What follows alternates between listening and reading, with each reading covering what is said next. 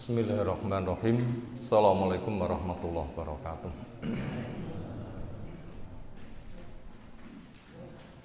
Alhamdulillahirabbil alamin. Walladzi arsala rasulahu bil huda wa dinil haq liyudhhirahu 'ala dini kullih. Wa kafa billahi syahida wa asyhadu an la ilaha illallah wahdahu la syarikalah. Wa asyhadu anna Muhammadan abduhu wa rasuluh. Allahumma shalli ala Muhammad wa ala alihi wa ashabihi wa man tabi'ahum bi ihsanin ila yaumiddin. Ya ayyuhan nas ittaqu rabbakum inna zalzalatas saati syai'un 'adzim yauma tarawnaha tadhalu kullu murdi'atin amma arda'at wa tad'u kullu dhati hamlin hamlaha taron nasa sukara wa ma hum bisukara walakinna adzaballahi syadid wa ba'du. Fa inna astaqal hadisi kitabullah wa khairal hadi hadi Muhammadin sallallahu alaihi wasallam wa syarrul umuri muhdatsatuha fa inna kulla muhdatsatin bid'ah wa kulla bid'atin dhalalah wa kulla dhalalatin finnar. Ayyuhal hadirun ikhwah fiddin azanallahu subhanahu wa ta'ala. Yang kita selalu menghaturkan pujian, sanjungan, syukur, pengagungan semata hanya untuknya. Dan kesyukuran merupakan tugas yang paling besar,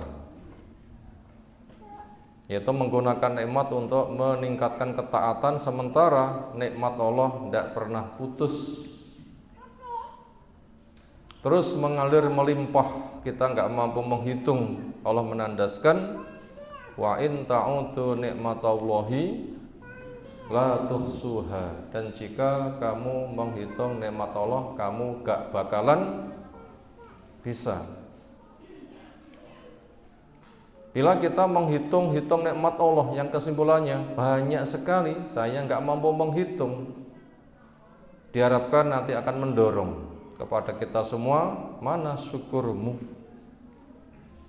Ibaratnya kita sering diberi bantuan oleh tetangga. Tetangga memberi, terus memberi. Kalau enggak males memberi, biasanya malu enggak? Kepotangan terus. Mosok ra genti wek-wek prayo isin. Biasanya ngoten nggih. Mestinya rasa itu kita tumbuhkan pada diri kita. Allah itu memberi dan memberi terus. Lalu sudahkah pada diri kita, bila saya tidak syukur saya malu? Pernah?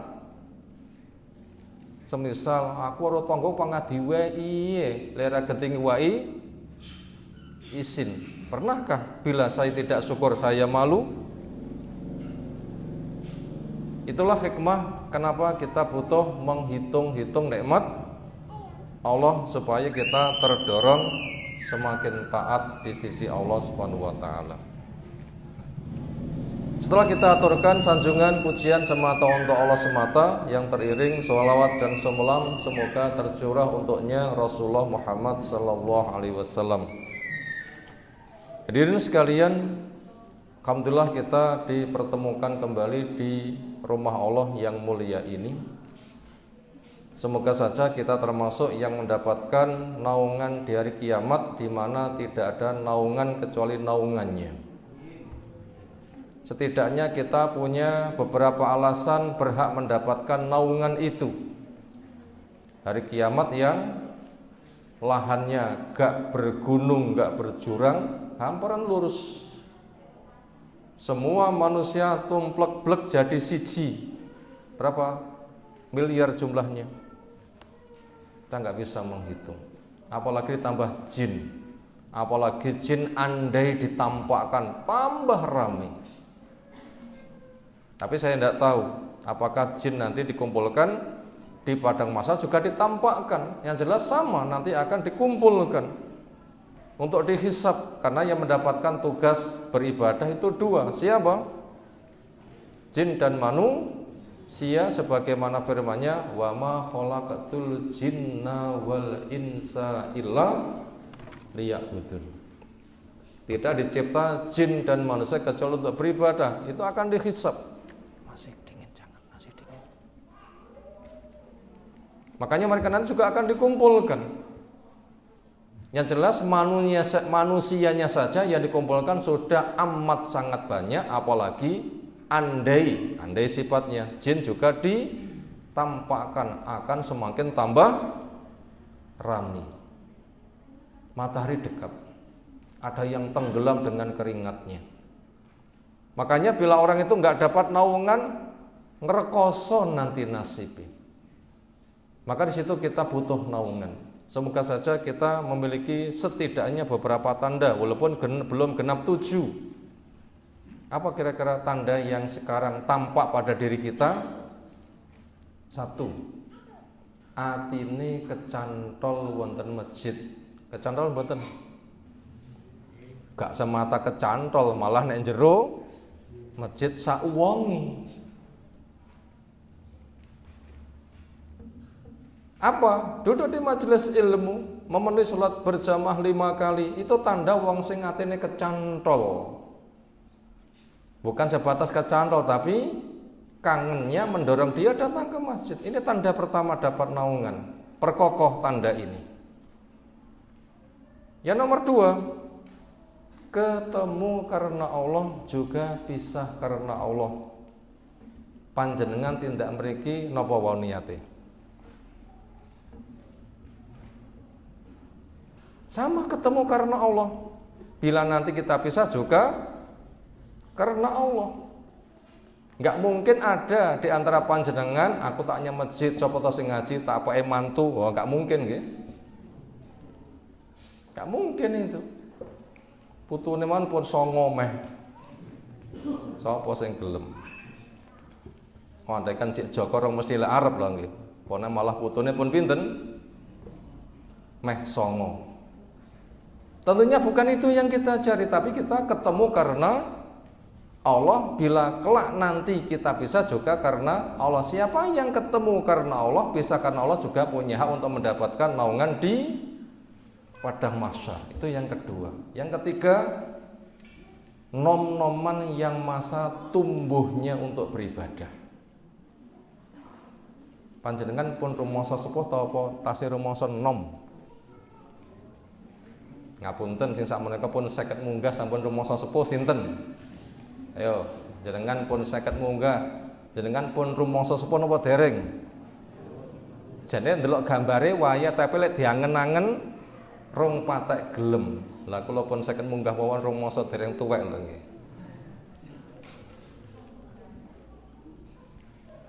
Kenapa? Ada 2 orang tidak pernah puas. Pertama, tidak pernah puas dengan dunia, cari terus, termasuk nggak mau mati, nggak gelem sepuh. Yang kedua, tidak puas cari ilmu, cari terus. Makanya siapa yang senang ilmu itu tidak akan pernah puas. Dapat cari lagi. Dunia juga sama. Sampai Allah mengatakan lewat lisan Nabi-Nya SAW, ambisi anak Adam, mali, itu hartaku. Padahal hartanya ya sebatas yang dimakan, masuk ke perut, dibuang ke belakang. Nomor 2, baju dipakai lusuh, sudah jadi bekas bahkan gumbal. Yang ketiga, apa yang disatokokan? 3 ini asli miliknya. Dan yang kita rasakan itu sangat sedikit sekali. Dari ambisi kita yang luar biasa. Ambisi kita luar biasa adalah punya selembah emas, ingin yang kedua, itu ambisi. Sementara asli yang ia nikmati itu sangat kecil sekali. Makanya hadis sahih menceritakan siapa yang pagi-pagi punya 3. 1, badannya sehat. Dua, pikirannya ceria, ayem di tengah keluarga, aman. Yang ketiga, punya jatah makan sehari. Siapa yang punya tiga ini dunia sudah berada pada genggamannya. Ini kira-kira jatah makan kita sehari berapa? Lek kelasnya wong desa senajan to tuku niku panggah murah, pecel sak bungkus 5.000. 3 bungkus mek 15.000. Lek gelem masak dhewe itu hanya 3 on saja. Paling 3.000. Karena nek desa lauknya cukup gerih pindang punah cedhek laut ngoten nggih. Kulupane rasah tuku pokok enek luntase kalih uyah lomboke, pinten niku ajine. Itulah yang setiap hari bisa kita nikmati. Berapa itu harganya? Yang kita nikmati itu adalah sangat kecil sekali, tapi ambisi yang sangat besar. Nah, kita berusaha masa pertumbuhan kita untuk beribadah. Walaupun kita ketika ngilu melihat gambar nek impilan sudah sepuh, tapi perasaan tidak mau tua. Makanya siapa yang dapat mendapatkan naungan di hari kiamat? Salah satunya pemuda yang masa tumbuhnya untuk beribadah. Dan kita sekarang berada pada kondisi beribadah, termasuk cari ilmu. Ini masalah penting untuk kita perhatikan. Minimal 3 ini kita punya, yang menjadi alasan mendapatkan payung di hari kiamat. Semoga kelak kita berkumpul mendapatkan payung di sisi Allah, mendapatkan minuman, mendapatkan pakaian, sehingga siap menghadapi perhilatan akbar di padang mahsyar yang bisa mencapai 50.000 tahun. Modalnya hanya bisa kita kumpulkan sekarang. Hadirin sekalian, kesempatan kemarin saya masuk ke sini, masjid ini temboknya masih ketok batu. Sekarang Masya Allah, alhamdulillah binikmati tamis sholihat. Harapan kita ke depan mungkin 3 bulan ke depan, mungkin saya ke sini sudah berubah lagi. Tambah elek, kersane. Mesti diprogramkan semakin tambah sempurna. Untuk apa? Ini kita ungkapkan sebagai pelajaran. Kalau kita tuh bangun rumah bertahap, bikin pondasi, temboknya, atapnya, lama-lama semakin disempurnakan, maka tidak ada sesuatu yang kita programkan seperti itu kecuali diri kita. Karena kita dulu lahir gak ngerti apa-apa, berkembang akhirnya masa sekolah, playgroup, masa SD, akhirnya semakin tampak dewasa malah ketok ganteng ayu.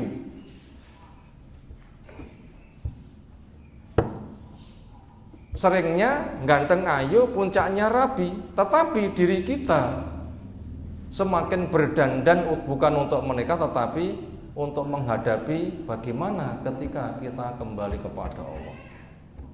Kalau kita punya program semakin sempurna, maka diri kita wajib kita programkan lebih sempurna, karena kita akan semakin dekat kepada kematian. Dan nilai orang akan diputuskan baik atau tidak baik itu pada kondisi pas nyawa dicabut. Ketika kondisi nyawa kita nanti dicabut, kita pas taklim seperti ini, pas ikhlas, kemudian mati, pas maca Quran mati, pas sujud mati, ini tanda-tanda kebahagiaan. Makanya upayakan, kalau kita itu ingin punya mati semakin sempurna, diri kita juga semakin sempurna. Puncaknya ketika mati, puncak sempurna, sehingga mendapatkan nilai husnul khotimah dengan tanda lisan bisa berucap la ilallah, kalimat terakhirnya ini kebahagiaan masa depan. Hadirin sekalian, berkaitan dengan tema itu yang kita kaji kali ini selaras yaitu ingat kematian hiburan bagi muslim. Ingat kematian hiburan bagi muslim. Ini kira-kira judul niki cocok napa ora patek cocok? Gak cocok, hiburan kok mate. Boyo hiburan kuwi wisata nyandi, nggo jajan enak, ngoten nggih. Pon delok sapa ngono. Mosok hiburan kok kematian. Nyengkakne ngono iki jenenge. Hiburan apa nyengkakne? Makanya judulnya dibatasi. Ingat mati, hiburan bagi muslim, bukan hiburan bagi manusia. Ingat kematian, hiburan bagi muslim, bukan untuk manusia. Lek untuk manusia menghadapi kematian sikapnya macam-macam.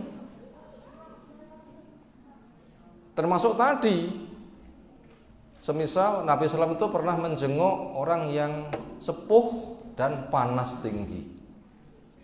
Dipeseni, dinasehati, la baksa, tohur, insya Allah gak apa-apa. Ini pembersih. Tohur, rapopo, resik apa, wis tuwek panas kudu mate, resik. Malah nyente-nyente ngaten. Iya, ya wis lek ngono. Itu kalau manusia sikap menghadapi kematian macam-macam. Tapi lek muslim ingat kematian jadi hiburan. Ini sudah cukup menggiring kepada kita. Iki jane aku ki Islam apa ora to? Lek dilene mati kok ora patek terhibur kok malah kudu disengkakne ae. Nah, ini sudah jadi bahan koreksi. Jadi judul saja sudah cukup menjadi bahan koreksi. Insyaallah kita nanti akan melihat di mana letaknya ingat kematian itu kok menjadi hiburan. Kita cari. Bila selama ini kita sudah punya ingat mati terhibur bukan karena putus asa. Nek yang putus asa niku terus pundi? Ceklek atine. Setimbang ini tak buang kowe ngoten iki. Mboten mati ini malah nopo? Mantep. Sehat mubalaghah ngoten nggih. Kata penyangat. Bukan pada kondisi itu, tapi kondisi normal, standar. Hadirin sekalian, di sini ada 3 nomor. Pertama alasan, yang kedua tujuan, yang ketiga uraian. Berikutnya perincian.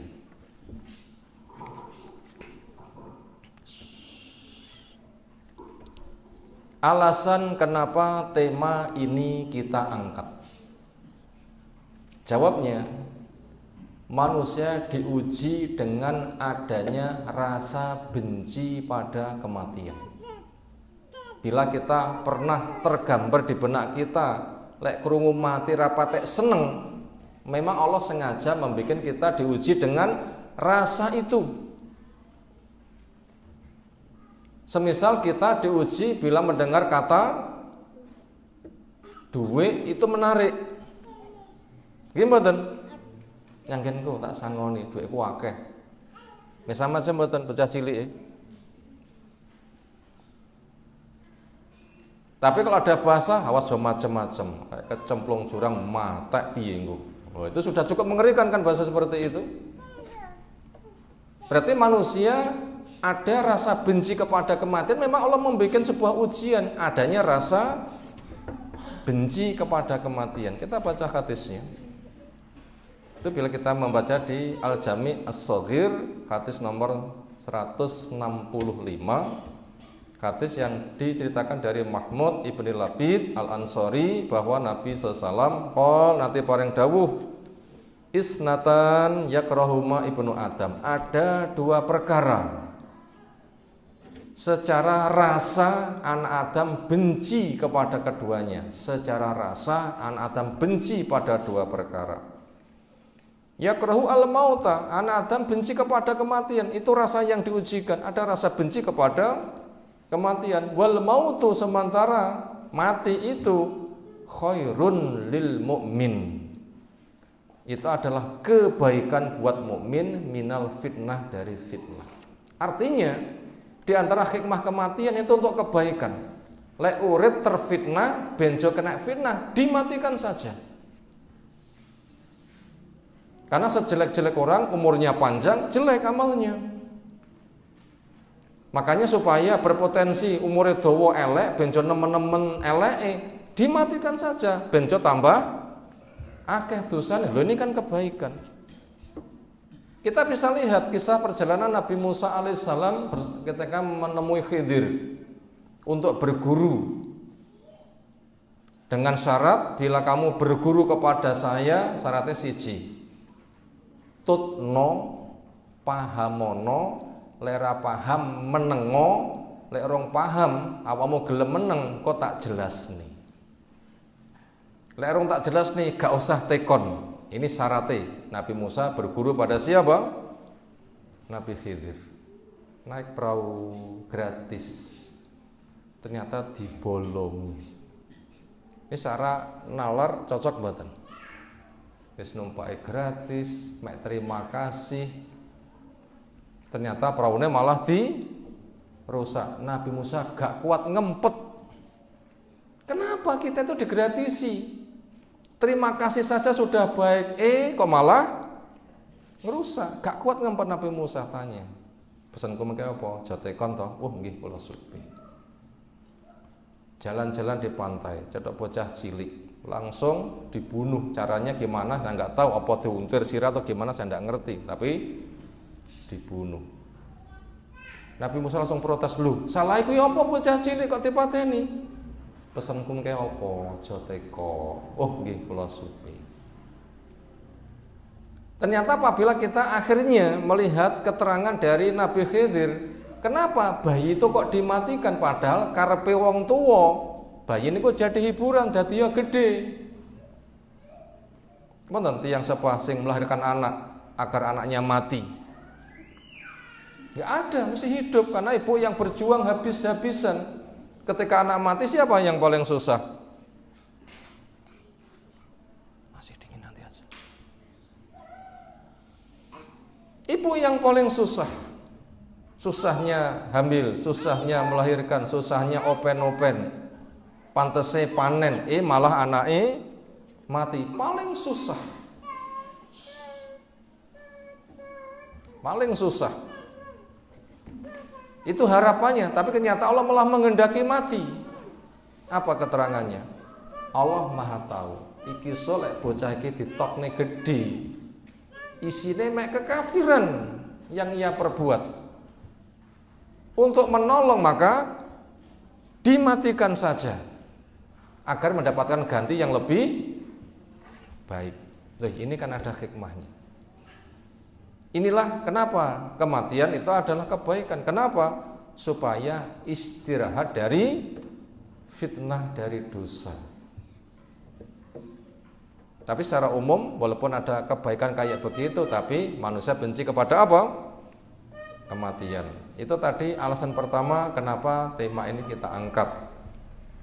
Alasan nomor 2, isu pandemi COVID-19 masih hangat. Tasik kada dipun ceritane tiyang mboten. Diperbarui terus PPKM tanggal 9, dikira mari 16, dikira mari 23, 23 meh mari mengki molor malih mboten kira-kira. Dihangatkan terus. Ternyata di sana di tengah kondisi isu yang masih hangat diberitakan banyak orang mati. Nggih mboten? Kae mati, Covid malih sing ngurusi gawe pakaian kaya pocong mlaku ngoten nggih. Rata ngoten kira pacaane.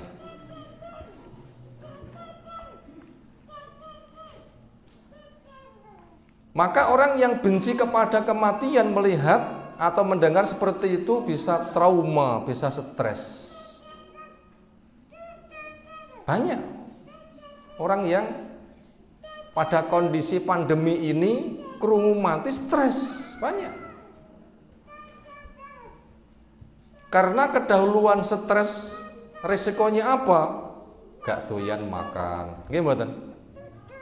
Mau berobat tidak mau. Diomongi, wah iki lemes diinfus ae. Oh langsung ngeces malah. Mene diinfus langsung ngeces. Bapak pikirannya yang rumah sakit nih. Bahkan melihat perangkat rumah sakit itu tambah parah sakitnya. Napa perangkat rumah sakit? Roh wong gawe putih-putih dikira dokter marani dhek wis ngejes neh. Jane mek tanggane gawe api putih ngono jane mek kuren. Roh ambulan liwat wis ngono kuwi. Mek krungu suarane ambulan wik-wik ngono wis tambah nemen. Itu namanya tandanya sedang stres. Banyak yang seperti itu. Ini tanda orang itu benci pada kematian.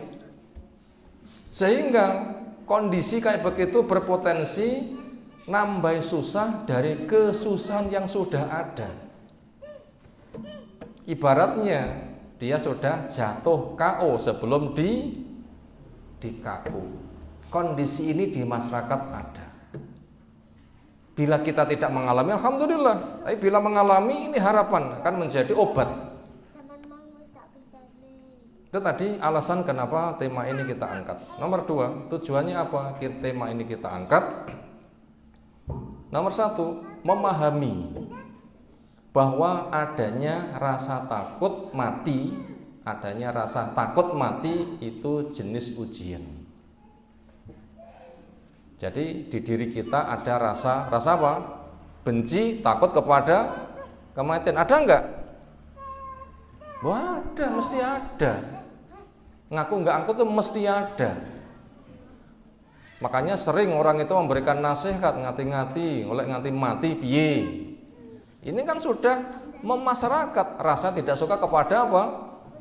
Kematian. Akhirnya malah mikir, "Wah iya oleh mati piye, kok tak ngati-ngati." Kan gitu kan nanti jadinya. Ini pembuktian bahwasanya rasa takut itu sebuah ujian. Makanya bila kita punya rasa takut gak usah dicela.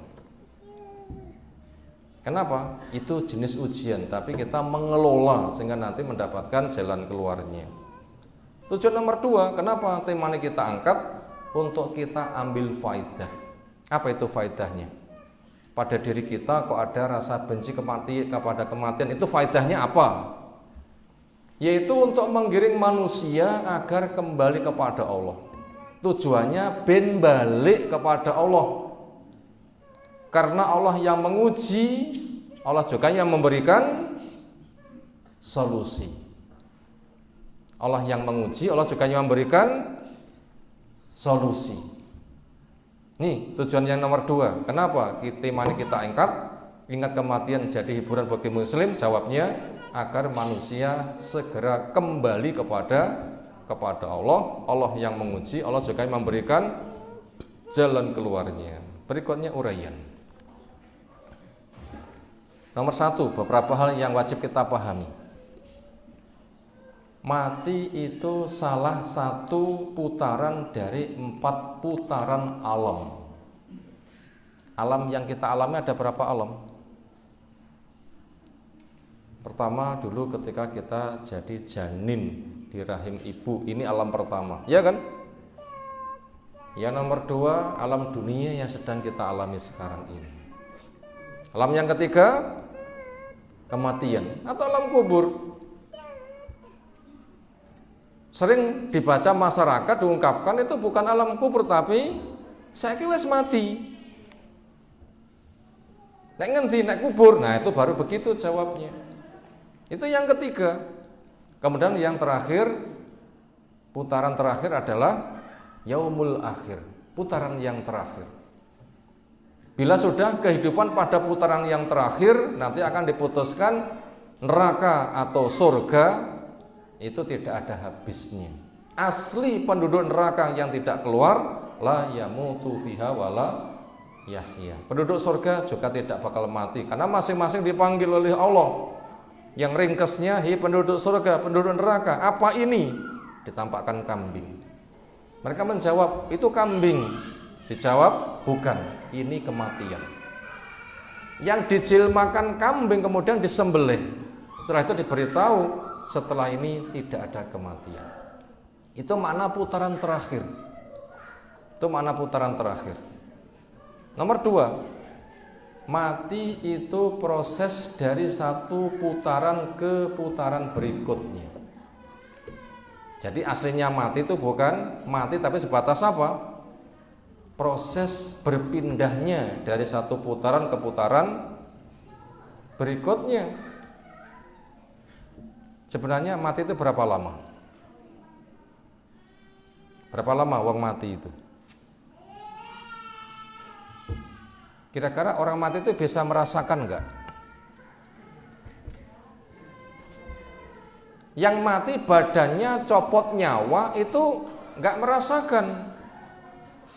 Tetapi roh itu sendiri terus merasakan.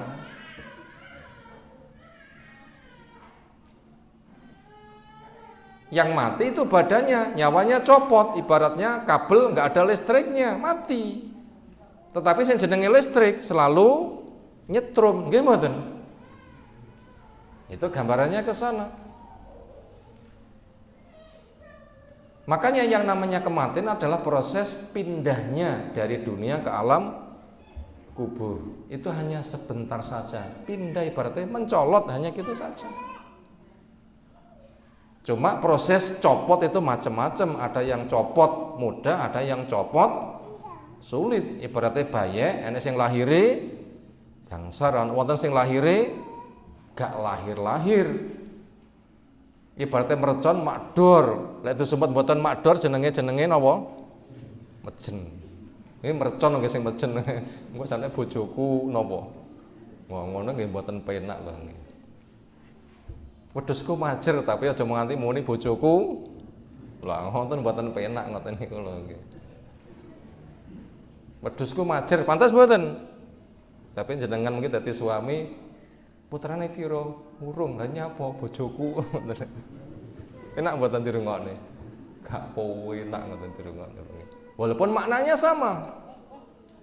Walaupun maknanya sama. Jadi mati itu proses pindah dan itu tidak lama. Roh sendiri itu tidak mati. Karena ketika dicabut itu bisa merasakan. Ketika diantar ke kuburan juga bicara, bila baik segerakan, gitu rohnya. Bila jelek protes, kemana saya dibawa? Sampai ketika sudah ditimbun selesai, kemudian pulang, mendengar langkah kaki orang yang pulang dari kuburan. Ya nanti akan didatangi oleh malaikat, diduga dan ditanya. Kemudian dia dalam kubur akan mendapatkan nikmat kubur atau siksa kubur. Itu tidak mati. Makanya ketika mereka itu dibangkitkan di padang mahsyar, mereka mengatakan saya tidak mati tapi tidur. Sampai mereka mengatakan mamba'asana mim markodina. Siapa yang membangunkan saya dari tidur ini? Artinya sesuatu yang panjang di alam kubur ketika sudah berlalu, kayak wong mimpi. Kayak orang mimpi, mana itu sebentar, karena sudah dilewati. Berikutnya, mati itu pasti terjadi pada makhluk tanpa kecuali. Nggih mboten? Sebagaimana Allah katakan di Al-Imran 185, kullu nafsin za'iqatul maut, setiap yang punya nyawa mesti mati. Mau lari kemana? Ainal mafar. Wong itu mesti mati. Mau lari kemana? Mau tidak mau ya harus mau. Nomor 4, mati itu pengaman dari fitnah. Ini sebagaimana hadis sudah kita baca di atas, wal mautu khairun lil mu'min minal fitnah. Hadisnya di Jami' As-Shaghir nomor 165. Mati itu untuk mukmin menjadi pengaman dari fitnah. Artinya ketika mukmin mati, ketika hidup berpotensi dosa, dengan mati dosanya libur. Ada hikmahnya kalau begitu kematian itu. Nomor 5, sekarat itu berat. Basa napa sekarat ini? Basa Arab. Nazak, sakaro, sekarat. Jadi bahasa kita. Punya mana mabuk. Mabuk niku penak mboten? Nate mabuk napa dereng? Jenengan tindak nitih mobil ra cocok, mabuk niku mabuk perjalanan. Penak mboten? Mboten penak.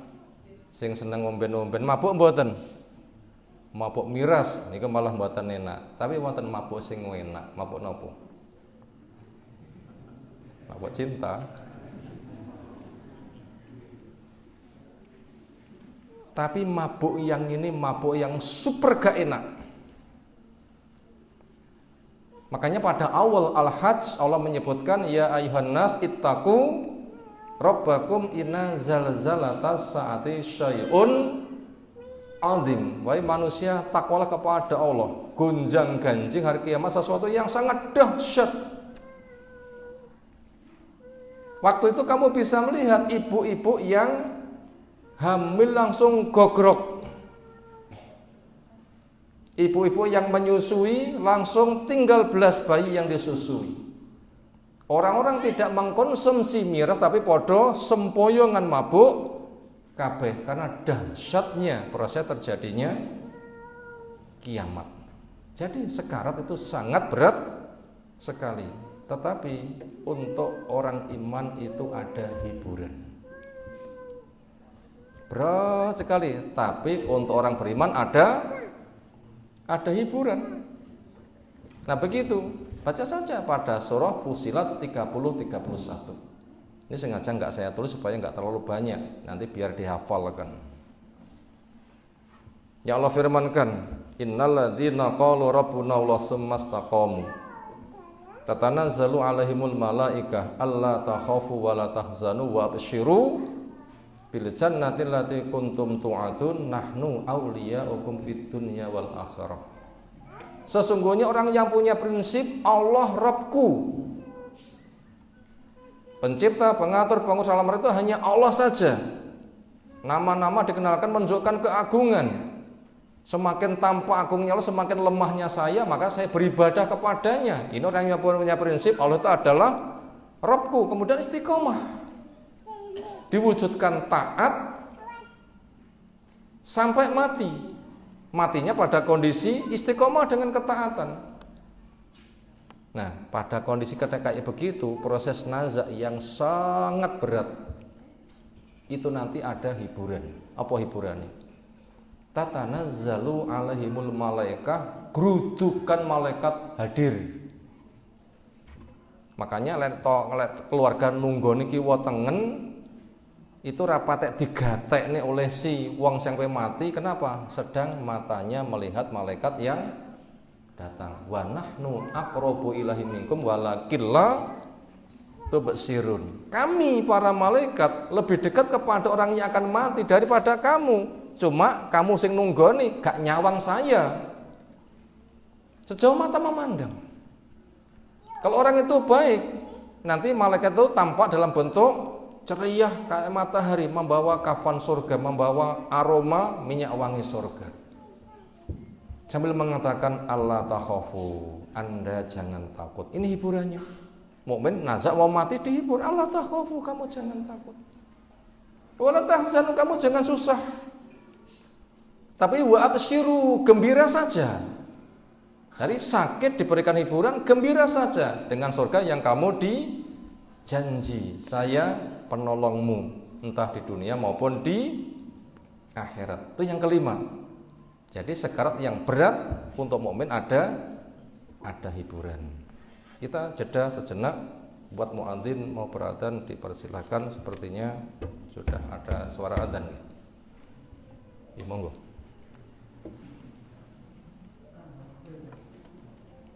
Belum?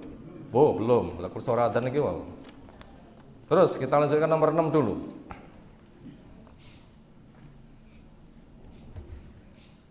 Sekarat yang berat itu siksa buat orang kafir. Makanya wong iman nggih sekarat, wong kafir nggih sekarat. Napa bedane mukmin kalih kafir? Lek mukmin ya sekarat, kafir ya sekarat. Napa bedane? Mukmin ada hiburan ketika sekarat. Orang kafir sekarat termasuk jenis siksa. Sekarang termasuk jenis apa? Sudah. Duduk. Sudah dingin. Ya. Itu siksa. Silahkan dibuka di hadis riwayat Imam Ahmad, Abu Dawud, yang bila punya buku Risalah Jenazah karya Syekh Nasruddin Al-Albani itu ada cukup panjang, atau di Al-Wajiz pada Kitabul Janaiz itu ada cukup panjang hadisnya. Bagaimana proses orang kafir itu ketika perpindahan penghabisan dunia setat ke akhirat dengan proses kematian. Malaikat datang sejauh mata memandang dengan penampilan mengerikan, membawa kafan neraka. Sudah takut, suruh copot nyawanya, tidak mau pergi. Akhirnya malaikat mukuli orang tadi depan belakang, sebagaimana Allah kisahkan pada surah Al-Ahqaf. Fakaifa idza tawaffahumul malaikatu yadribuna wujuhahum wa adbarahum. Gimana dahsyatnya andaikan kamu tahu orang kafir proses nyawa dicabut, dipukuli oleh malaikat badan depan belakang. Mengerikan. Kemudian ketika sudah ketangkap proses nyawa dicopot, itu bagaikan kapas basah, besi tusuk sate untuk dibakar. Tusuk sate kita niku napa? Pring napa sodo? Niku jenenge sate emprit ngoten nggih. Tapi cilik-cilik, tapi lek sate Arab niku gede-gede. Itu pakai besi, panggang besinya kuat menganga merah. Ditumpangkan pada kapas basah, terus pun suarane. Jos, ditarik kelet. Itu sudah digambarkan oleh Nabi SAW proses wong kafir copot nyawa seperti itu. Penatin jajal? Gak usah dijajal. Tapi rasakan saja, ada kapas basah, ada tusuk besi, menganga merah, numpang, mak jos, kemudian kelet ditarik, seperti apa rasanya? Ya begitu, itu nyawa. Itu nyawa, berat sekali. Ketika sudah lepas, baunya sangat busuk. Dibawa naik ke atas untuk dibukakan pintu langit, gak diterima. Lalu dihempaskan jatuh. Setelah itu masuk di sijin, bumi paling bawah. Di sana tempatnya, semakin ke bawah, semakin sempit, semakin panas. Itu orang kafir, proses nyawa dicabut sangat berat sekali. Itu tadi poin yang ke-6. Yang ke-7, benci kepada kematian itu sifate wong kafir dan itu penyakit. Maknanya apa? Maknanya dielikne gak gelem, diarahkan gak gelem, tetap memegang kepada kekafirannya. Maka les ngono kuwi kepada mati mesti benci. Kepada mati pasti apa? Pasti benci. Bagaimana berikutnya? Kayaknya sudah ada adzan. Kepada muadzin dipersilakan untuk beradzan. Waliyatafadhal.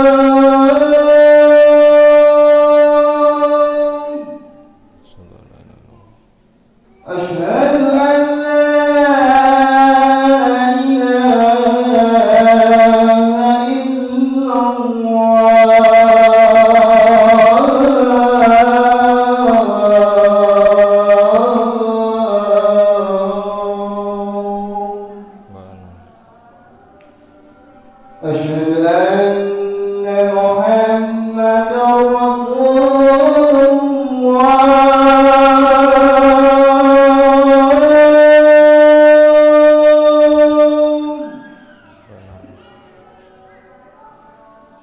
أشهد أن محمدا رسول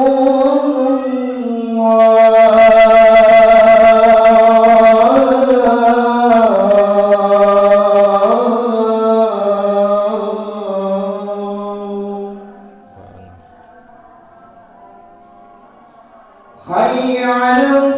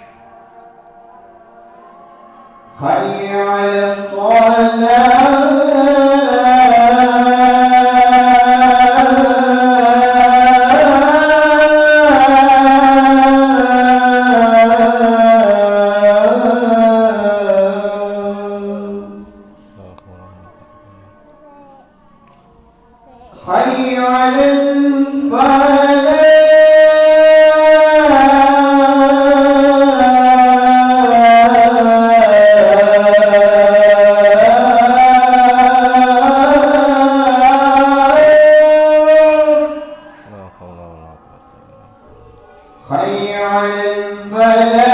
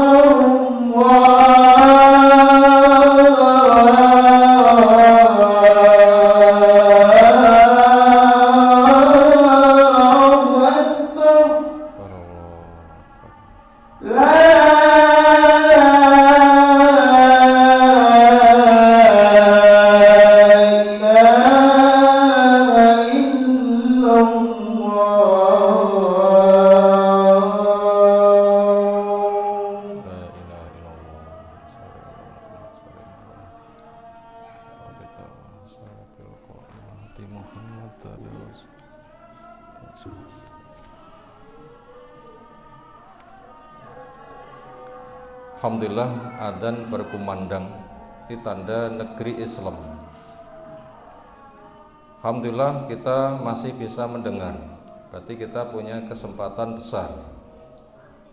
Alhamdulillah kita bisa menjawab, berarti mengikuti tuntunan yang disampaikan Nabi Muhammad SAW. Ada adzan, jawab, dilengkapi dengan sholawat lalu doa, maka dia tercatat orang yang berhak mendapatkan syafaat. Semoga kita tercatat semuanya. Dan syafaat itu penting, karena di padang mahsyar itu berat. Hubungan manusia dengan Allah putus-putus, nggak akan pernah kuat dan minta tolong. Dan sudah tidak ada yang mau menolong. Dan itu terancam hancur. Ternyata hanya Nabi kita saja pengaduannya yang ditanggapi. Maka beliau ketika diminta, mintalah pada Allah untuk kita supaya urusan diselesaikan. Langsung sujud. Ketika sudah lama menyanjung Allah, dikatakan, wahai Muhammad SAW, angkat kepalamu, mintalah akan diberi. Minta syafaat akan disyafaati. Kamu hendak mengajukan siapa, hendak diselamatkan, silakan kamu ajukan nama-nama mereka. Semoga nama kita nanti dipanggil untuk selamat. Dari sini syafaat itu sangat butuh, maka jawablah adzan. Ketika hari Jum'ah jangan telat. Bisa sholat, bisa jawab adzan, bahkan mendapatkan hadiah. Datang pertama onta, datang pertama kedua sapi, dan seterusnya. Jangan sampai ketinggalan kita menjawab adzan. Itu penting sekali untuk kita perhatikan, dan kita mendapatkan nikmat yang besar supaya kita syukuri dengan sebaik-baiknya. Berikutnya, poin yang ketujuh, benci mati itu sifatnya orang kafir, dan benci mati itu merupakan penyakit kronis. Yang dimaksud benci mati itu sifat orang kafir artinya orang sudah dinasihati, sudah didakwai, sudah tegak hujjah, dia sudah balik, indranya lengkap, dakwah datang, jalan surga tahu, jalan neraka tahu, dia mampu jalan surga, dia mampu meninggalkan neraka, dia juga punya kemampuan, gak ada penghalang, tapi pangkah milih kafir. Bila milih kafir pasti benci kepada kematian. Bila milih kafir mesti benci kepada kematian. Siapa itu? Yahudi. Makanya pada Al-Baqarah mereka punya harapan, andaikan diberikan umur, yawaddu ahadum al-ayyu ammara alfasanatin, ingin diberikan umur 1000 tahun. Kenapa? Memang gak mau mati. Kenapa? Ketika mati yakin saya nanti pasti masuk neraka, tapi panggah ngengkel kepada kekafirannya, maka mereka itu benci kepada kematian, padahal mereka tidak akan pernah bisa lari. Sebagaimana di Jumat ke-8, Qul innal mautal ladzi tafirruna minhu fa innahu mulaqikum. Katakan, wong Yahudi yang benci kepada kematian gara-gara kufurnya, beritahu, kematian yang kamu lari darinya, kamu pasti terkejar, digiring kepada Allah Subhanahu wa ta'ala untuk dihisab. Itu orang yang benci kepada kematian, itu sifatnya siapa? Orang kafir, sudah tegak hujah, membantah, itu pasti benci kepada kematian. Sekaligus itu merupakan penyakit kronis. Orang itu sudah grogoti penyakit kronis, nggak punya daya. Di sini ada hadis yang lumayan panjang.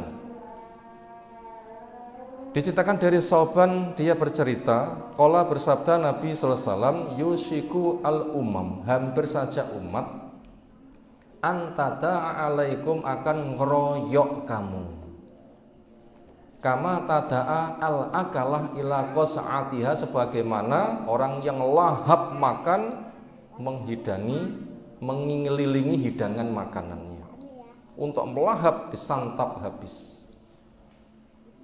Jadi umat Islam nanti nasib-nasibnya kayak hidangan, sana sini ngeroyok untuk nyantap habis. Apa mau mengambil hartanya, menyiksa orangnya, memberikan gelar-gelar yang buruk, dikucilkan, dituduh, pokoknya dijadikan bulan-bulanan, jadi korban. Ada yang tanya, wamin kilatin nahnu yauma idzin, emangnya jumlah kita dikala itu sedikit ya, sehingga kok menjadi bahan royokan. Ibaratnya stok beras hanya 1 kental, wong sak desa butuh, damel royokan mboten? Mesti royokan. Atau kita melihat kayak kondisi di Yaman ketika langka air, begitu suplai air datang, gimana orang? Royokan. Emangnya jumlah kita tuh sedikit kok jadi royokan? Dijawab, bal antum yauma idzin katsir, banyak. Loh, banyak kok jadi royokan, kenapa? Walakinnakum gusa ka gusa'is sail, karena kamu itu mutumu buih. Apa bahasa Jawa nih? Untuk napa bobote? Enggak ada, terbawa oleh air kemanapun pergi bersama bangkai-bangkai, iya kan? Kotoran-kotoran, semua jenisnya. Walayan zinallahu fi sudur atuwikum alamata minkum, Allah telah mencabut pada orang kafir rasa takut kepada kamu. Kamu sudah enggak wibawa, sehingga mereka tuh berani kepada kamu. Walayak difannallahu fi qulubimul wahan, Allah telah mencampakkan di hatimu sifat rasa wahan. Mereka tanya, apa itu wahan ya Rasulullah SAW? Qal hubbud dunya wa karahiyatul maut, cinta dunia dan takut mati. kita bisa melihat kondisi umat. Jumlahnya banyak kayak di Indonesia, tapi jadi korban. Kenapa?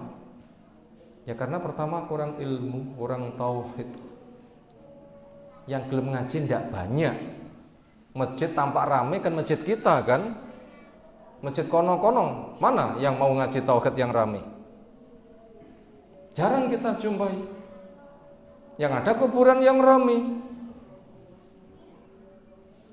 Nah begitu, sehingga lemah, nggak punya wibawa. Demikian juga ibadahnya penuh dengan kebid'ahan. Agama pun juga ditukar. Siapapun yang jadi bos bisa memberi akan diikuti, walaupun itu adalah ngaco. Maka bila umat sudah kayak begitu, nanti akan dibeli dengan dunia. Mereka sedikit korban, setelah itu kita akan dihancurkan. Itu kelasnya, penyakit yang sangat kronis. Dan di masyarakat yang kayak begitu sudah cukup banyak. Itu tadi poin yang ketujuh, benci mati itu sifatnya orang kafir dan penyakit yang sangat kronis. Kedelapan, sakit itu penggugur dosa buat mukmin. Sakit itu penggugur dosa buat mukmin, termasuk sakitnya sakratul maut. Mukmin sakratul maut itu sakit. Tapi ada dua hikmah. Hikmah pertama ada hiburan sehingga mengurangi. Akhirnya tetap terjaga dengan istiqomahnya, kan ada hiburan. Yang nomor dua, apa hikmah? Mau mati sekarang itu kok sakit akan menjadi penggugur dosa. Bila nggak punya dosa akan menjadi peninggi derajat. Dan orang itu semakin baik ilmunya, ketaatannya, imannya, agamanya, sakit itu akan semakin keras. Siapa orang yang lebih baik daripada Nabi kita? Ada? Nggak ada. Tapi Nabi kita ketika proses nyawa dicabut sakit bahkan 2 kali. Kenapa? Karena besarnya balasan diimbangkan dengan beratnya beban. Nabi kita paling berat bebannya. Mau mati sakitnya 2 kali. Ngopen istri songo pisan. Berat mboten? Aku siji abote, bahkan golek ra entuk-entuk kadang malah ngono. Dan semisalnya bagaimana 9? Itu serba repot. Sebagai tanda balasannya paling besar. Itu hikmah rasa sakit itu penggugur dosa. Kita baca Anak Aisyah radhiyallahu anha, zaujan Nabi sallallahu alaihi wasallam qala bersabda Nabi sallallahu alaihi wasallam, "Ma min musibatin, tidak ada sebuah musibah tusibul muslim yang menimpa pada umat Islam illa kecuali kaffarallahu bi anhu, Allah akan menggugurkan dosa-dosa dengan sebab musibah. Hatta sauka yusakwa, sampai dia itu tertusuk duri. Termasuk makan enak, keselak, kecokot nanti. Ini penggugur dosa untuk orang beriman. Makanya kelak bila kita mati kok sangat sakit. Makanya ini sebagai tanda proses dosa digugurkan, ada hiburan, nanti akan sabar. Makanya jangan berkeluh kesah dan banyak doa kepada Allah Subhanahu wa ta'ala. Nomor 9, sakit itu siksa yang disegerakan buat orang kafir. Sakit itu siksa yang disegerakan untuk orang kafir. Walaupun orang kafir itu dikatakan ad-dunya sijnul mu'min wa jannatul kafir. Dunia itu penjara untuk mukmin dan surga untuk orang kafir. Ini bukan memiliki makna wong kafir iki seneng terus. Dunia penjara untuk mukmin, surga untuk orang kafir. Ini bukan memiliki makna wong kafir iki seneng terus. Nyuwun sewu basa kasare, wong kafir sing kire kathah mboten. Nyuwun sewu lho nggih basane kasar nggih. Wonten mboten? Nggih kathah to nggih. Abu Jahal arep kalau mati terhormat napa hina? Hina, dibuang ke lubang. Umayyah bin Khalaf sekelas Abu Jahal ketika mati mau dibuang ke lubang, dicekel awake mak prudul. Bapak wong ngelemu nek padang pasir kepanasan nyunyut. Napa nyunyut niku?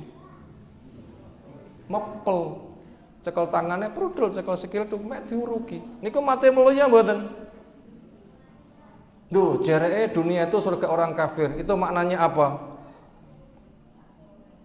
Maknanya begini, ada perbincangan antara Yahudi dan cucu Nabi, sebagian kisah masyhur begitu. Si Yahudi itu jan miskin banget, basa Jawane kasar, kiri. Pun sewu nggih. Si cucu Nabi niku udane Masya Allah. Pomo mobil ngoten mboten sebatas mobil napa? Mobil ledok. Mobil nggih ledok niku nggih. Terus mobil ledok. Enggak sebatas regane 100 juta, 200 juta, mungkin juga 3 miliar, 4 miliar, 5 miliar. Bajunya dan sebagainya. Terus disemantani. Puture Nabi, lah mbahmu kuwi tau cerita jereke dunia itu surgane wong kafir, penjara untuk mukmin. Lah kamu punya gejala iman kok malah kaya nek surga wae, lah aku pantese dijenenge kafir kok malah kiri. Apa jawabnya?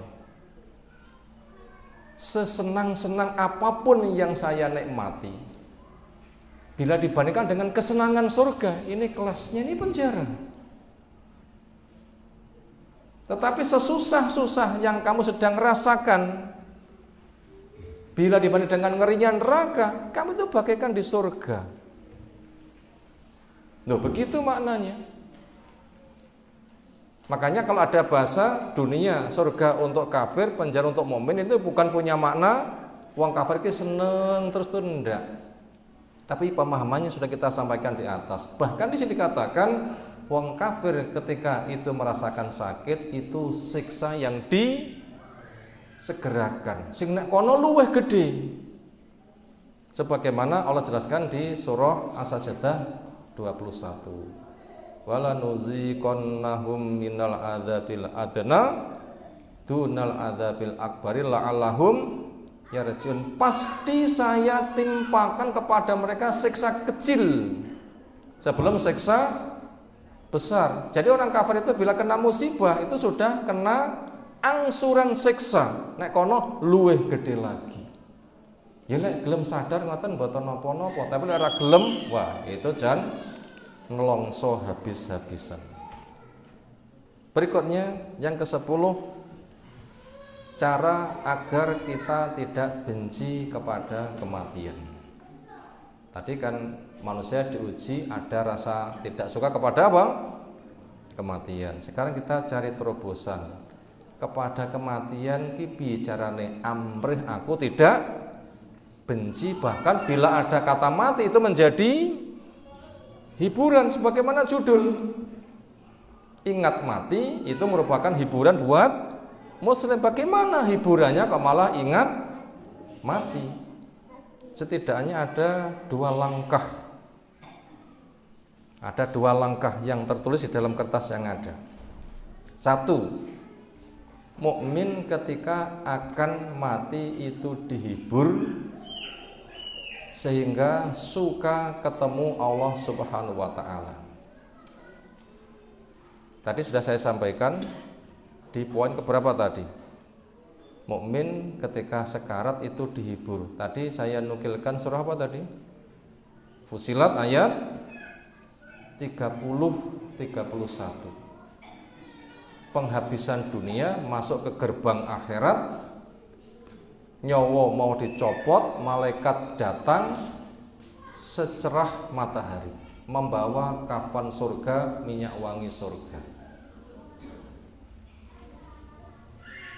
Ketika nyawa dicabut oleh malaikat maut, dia dihibur, gak usah takut, gak usah susah, gembira saja kamu dengan surga yang kamu dijanji. Saya pembelamu dunia akhirat. Rohnya keluar wangi. minta dibukakan pintu langit, dibuka, disambut, diantarkan ke langit kedua sampai yang ketujuh. Setelah itu dicatat di Iliyin. Ketika dikembalikan ke kubur, ke alamnya, untuk mendapatkan pertanyaan, maka dia didudukkan. Kuburannya dijauhkan seluas mata memandang dan diberikan cahaya. Ketika dia ditanya bisa menjawab. Ketika ditanya dia bisa menjawab, man rabbuka, man nabiyuka, ma dinuka, sudah dipelajari di dunia, diamalkan nganti mati istiqomah. Semoga kita termasuk yang jenis ini. Maka dikatakan kepada dia, 6 solehan, silahkan tidur yang nyenyak. Loh, itu betul-betul tidur dia di alam kubur. Makanya kuburan tiang Jawi jenenge napa? Sarian. Napa sarian iku maknane? Gene wong turu. Siapa yang bisa tidur di alam kubur? Hanya mukmin, orang kafir tidak bisa. Itu hanya mukmin, orang kafir nggak bisa. Yang ada orang kafir itu adalah siksa kubur, apalagi ada malaikat yang mata buta, mulut bisu, telinga tuli, kerjanya ngangkat, mukul, andaikan gunung yang dipukul lembut, apalagi ini manusia. Itu mengerikan.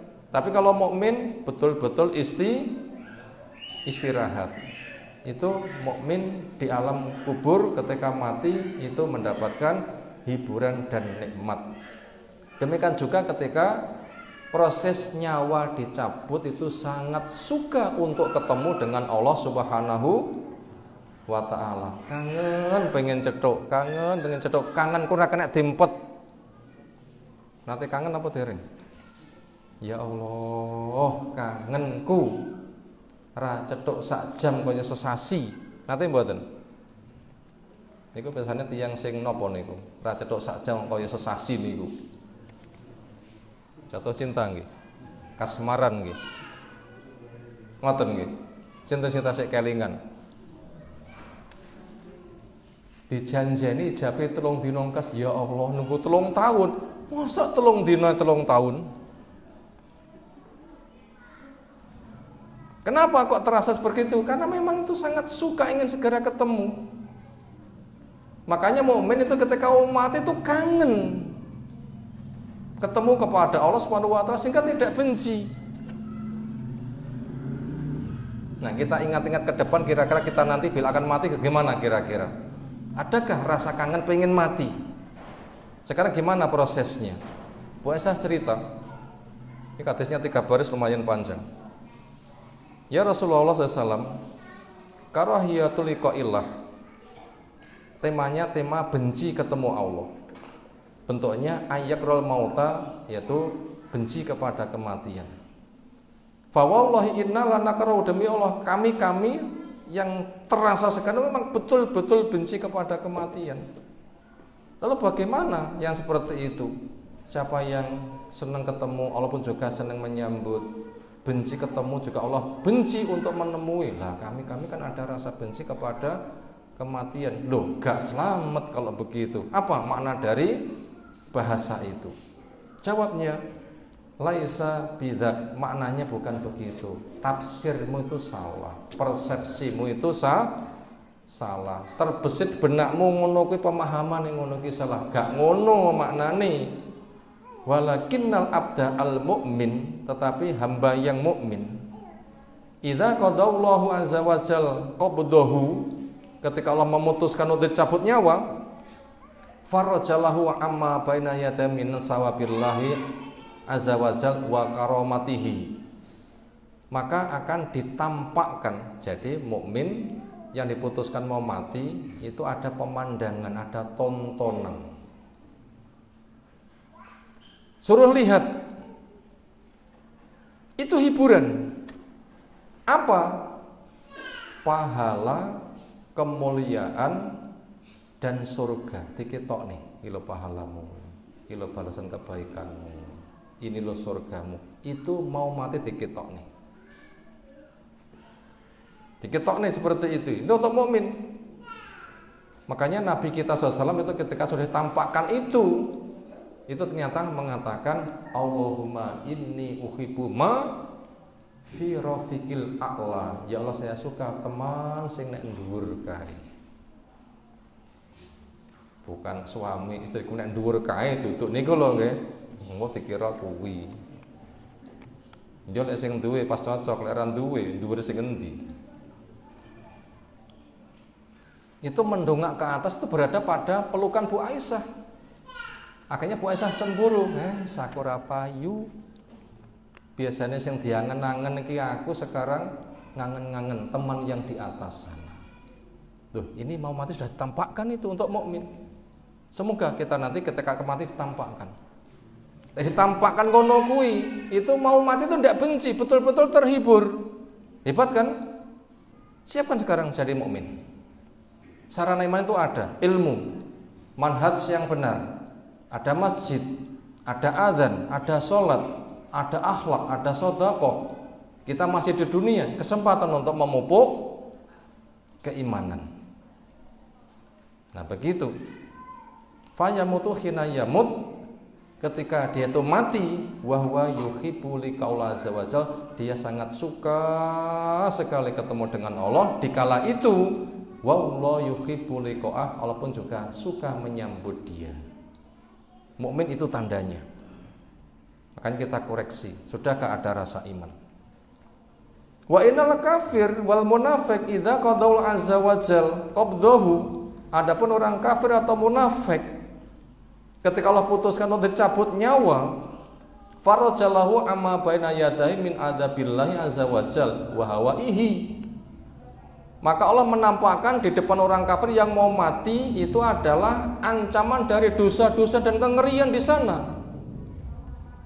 Fayamut hina yamut, maka dikala dia itu mati, wahwa yakrau liqa Allah, benci ketemu dengan Allah, wallahu yakrau liqa'ah, Allah pun juga akhirnya benci kepada orang tadi.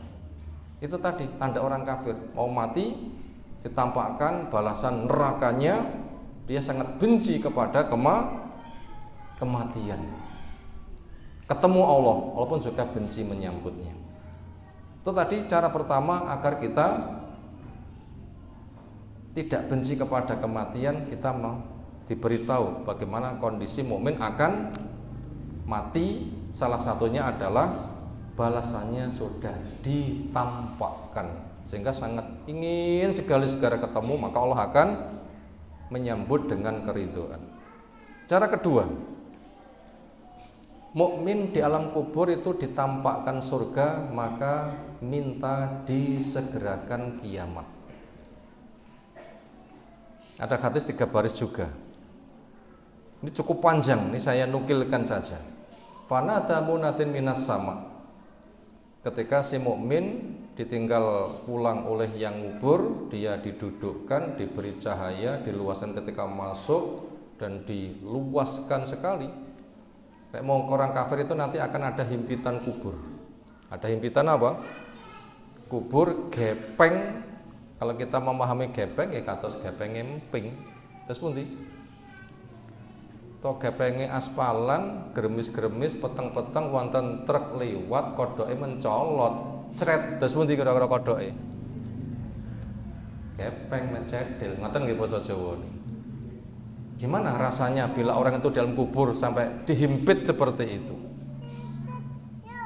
Tapi kalau mukmin itu ketika sudah bisa menjawab dan benar, makanya penyeru memerintahkan abrsyu minal jannah, gelar surga. Wal bisu minal jannah, beri baju surga. Bukan sebatas kafan, tapi baju surga. Gelarannya indah, bajunya indah. Waftahu lahu baban ilal jannah, buka pintu dia yang mengarah ke surga, dibuka pintunya sehingga tahu isi surga. Fayatihi min rauhiha wa tibiha, akhirnya datang kepada dia hembusan angin surga dan kesejukannya. Dibuka langsung wus, hembusan surga penuh dengan kesejukannya. Fayusahu lahu fi qabrihi madda basarihi, maka diluaskan kuburnya sejauh mata memandang. Wa yati rajulun hasal wajhi tiburih, datang kepadanya seseorang sing baunya semerbak dan orang itu cakep. Cakepnya kakung napa? Ganteng. Nah, perempuan ayu itu cakep. Akhirnya terjadi tanya jawab. Fayaqul absir billadhi yasuruka. Gembiralah dengan sesuatu yang menggembirakan kamu. Hada yaumuka alladzi kunta tu'atu, ini harimu yang kamu dijanji. Jadi orang yang dijilmakan tadi memberikan hiburan seperti itu. Fayaqul, dia tanya, man anta, siapa kamu? Fawajhuka al-wajhu yajubil khair, wajahmu wajah datang dengan kebaikan. Fayaqul, dia menjawab, ana amaluka as-sholih, saya amal soleh. Jadi amal soleh yang dikerjakan mukmin di dunia nanti akan dijilmakan makhluk yang cakep banget di alam kubur. Makanya kalau kita itu nggak memiliki amal soleh berarti nggak menyiapkan teman. Makanya apabila kita ingat doa mendoakan mayit, diantaranya adalah wa abdil daron khairan min dari, wa ahlan khairan min ahli, wa zaujan khairan min zauji. Ya Allah, berilah ganti rumahnya lebih baik, keluarganya, pendampingnya. Siapa itu pendampingnya di dalam kubur? Amal solehnya yang dijilmakan wong sing cakep banget. Ketika sudah seperti itu keadaannya, dia mengatakan apa? Rabbi aqimis sa'ah, Rabbi aqimis sa'ah, sampai 3 kali. Ya Allah, segerakan kiamat, segerakan kiamat, segerakan kiamat. Hatta arji'a ila ahli wa mali, sampai saya ketemu harta dan keluargaku. Ini cara supaya kita ketika ada bahasa kematian itu menjadi apa? Hiburan. Ternyata kita diajak melayang ke depan bagaimana kondisi akan datang. Makanya apabila kita paham dengan demikian, memang bila kita termasuk orang yang cerdas adalah orang yang selalu mikir kematian, amrih dapat sambutan, amalku opo, nanti akan giat beramal. Makanya kajian kita bukan sebatas malam hari ini, nanti giat mengaji. Banyak media, banyak buku, banyak majelis. Kokohkan akidah tauhid walaupun masyarakat benci. Kokohkan sunnah walaupun masyarakat yang bid'ah benci. Kokohkan sedekah walaupun kadang cari uang juga sulit. Kokohkan memberikan maaf walaupun kadang memberikan maaf itu juga sulit. Kenapa? Jawabnya karena orang yang cerdas itu tandanya. Yang banyak ingat kepada kematian lalu mempersiapkan bekal-bekalnya. Makanya ketika Nabi SAW menjelaskan al-kayyisu man dana nafsu wa amila lima ba'dal maut, untuk dikatakan cerdas siapa? Yang mampu mengendalikan nafsunya lalu menyiapkan bekal untuk masa depannya. Juga ada pertanyaan, ayuna aqyas, siapa di antara kamu orang yang paling cerdas? Jawabnya, aktsaruhum dzikran lil mauti wasti'dadan laha. Yang paling cerdas siapa? Yang paling mampu menaklukkan nafsunya dan menyiapkan bekal untuk hari akhiratnya. Maka diperintahkan aksiru dzikra hasimilatat, perbanyak olehmu sesuatu yang bisa melenyapkan kelezatan. Apa yang bisa melenyapkan kelezatan? Mati. Perbanyak ingat. Kenapa? Mati buat mukmin itu merupakan hiburan yang luar biasa. Jadi sekalian, itu selembar kertas yang alhamdulillah telah purna kita kaji pada malam hari ini, walaupun kita sampaikan dengan cepat, tapi poin-poinnya seolah bisa kita pahami. Bila kita lupa masih ada rekamannya, nah silahkan nanti diputar kembali, seolah itu adalah sangat bermanfaat untuk kita semuanya. Mungkin ada waktu 5 menit, ada tanggapan, dipersilahkan.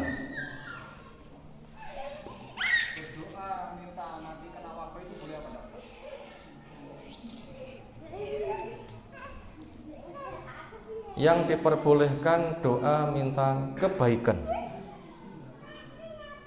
yang diperbolehkan doa minta kebaikan. Karena kita dicipta itu untuk diuji siapa yang paling baik amalnya. Makanya doa yang kita minta adalah, ya Allah, bila kehidupan itu baik buat saya, hidupkan, sehatkan, saya bisa berilmu, beramal. Tapi sekira mati buat saya dan kau lebih tahu, kalau hidup malah tidak baik, itu mati lebih baik, maka matikan saya. Makanya yang kita minta itu apa? Kebaikan. Wallahu a'lam. Apalagi? Itu yang dimaksud? Cukup? Demikian kita tutup dengan doa kafaratul majelis. Subhanakallahumma bihamdika asyhadu an la ilaha illa anta astaghfiruka wa atubu ilaik. Assalamualaikum warahmatullahi wabarakatuh.